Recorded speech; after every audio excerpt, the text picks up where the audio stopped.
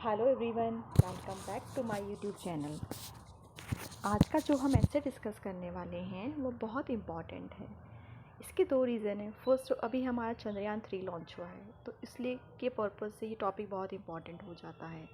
और second thing, अभी जो आरआरबी है आपका पीओ, उसका एग्ज़ाम होने वाला है तो उसमें जो डिस्क्रिप्टिव एग्ज़ाम होगा आपका, उसके लिए भी बहुत इम्पॉर्टेंट है। जितने भी डिस्क्रिप्टिव एग्ज़ाम इस साल होने हैं उनके लिए ये ऐसे बहुत ही इम्पॉर्टेंट हो जाता है। तो हमारा ऐसे का टॉपिक क्या है? Importance of space exploration of a country. Space explore करना किसी भी कंट्री के लिए कितना इम्पॉर्टेंट है, हम देखेंगे ये डिफरेंट डिफरेंट पर्पज़ में कि किस तरह इम्पॉर्टेंट है। तो चलिए टाइम वेस्ट नहीं करते हैं, अपने ऐसे स्टार्ट करते हैं। Space exploration hold immense importance for our country on multiple fronts. First, it serves as a catalyst for scientific discovery, advancing our understanding of the universe. मतलब जो साइंटिफिक डिस्कवरी होती है उसके लिए एक कैटालिस्ट की तरह काम करता है। कैटालिस्ट क्या होते हैं? कैटालिस्ट वो होता है जो आपने केमिस्ट्री में पढ़ा होगा, जो किसी रिएक्शन की जो रिएक्टिविटी है उसे बढ़ा भी देता है और उसे कम भी कर देता है as per our requirement. This knowledge are not only contribute to human knowledge but can also lead to technological breakthrough that benefits various industries। ये जो नॉलेज है ये हमारी जो टेक्निकल इंडस्ट्रीज़ है उनके लिए भी बहुत ही इम्पॉर्टेंट हो जाती है। Thereby boosting a nation economic growth, और जो हमारा राष्ट्र होता है उसकी इकोनॉमिक ग्रोथ में बहुत ही अच्छा बूस्टअप का काम करती हैं। ये था इसका फर्स्ट इम्पॉर्टेंट। दैट मीन्स अगर हम बात करते हैं समझ में कि फ़र्स्ट इम्पॉर्टेंस क्या है, फर्स्ट इम्पॉर्टेंस इसकी यही है कि जो आपका स्पेस एक्सप्लोरेशन होता है वो हमारी साइंटिफिक डिस्कवरी में एक कैटलिस्ट की तरह काम करता है, उसको बहुत बढ़ा देता है।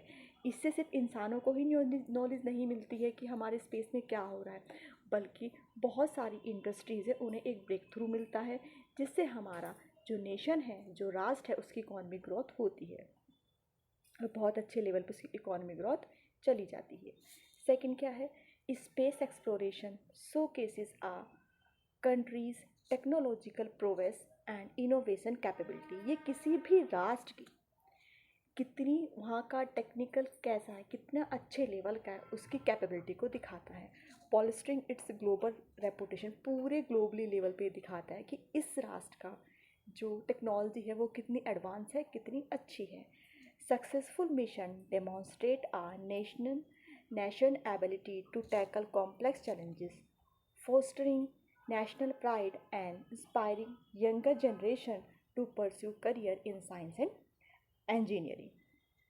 और जो हमारे सक्सेसफुल मिशन लॉन्च हो जाते हैं उससे क्या होता है? एक तो हमारे नेशन कैपेबिलिटी का पता लगता है, दूसरा जो हमारे कॉम्प्लेक्स चैलेंजेस हैं उन्हें हम ईज़िली हैंडल कर पाते हैं, उन्हें हम ईज़िली टैकल कर पाते हैं।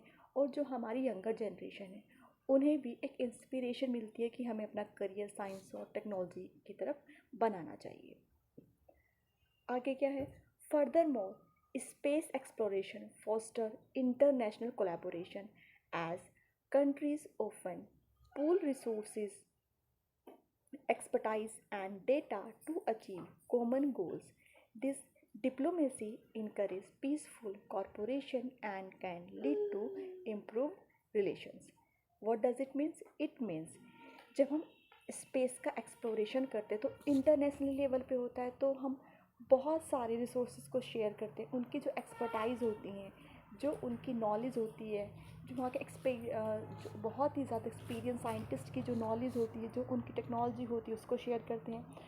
उससे क्या होता है कि जो हमारा आपस का जो पीसफुल रिलेशन है वो बहुत ज़्यादा बढ़ जाता है। उससे जो होता है इंटरनेशनली पीस होता है उससे। तो इसका जो हम कंक्लूज़न निकालते हैं, इसका हमारा कंक्लूज़न क्या निकलता है? तो कंक्लूज़न ये निकलता है, तो conclusion space exploration is not just about venturing into Cosmos, it's a strategic, ये एक स्ट्रैटेजिकली इन्वेस्टमेंट होता है जो किस चीज़ को फ्यूल करता है? Scientific progress, drives innovation, enhance national prestige, and promote global unity. ये इन सब चीज़ों को प्रमोट करता है।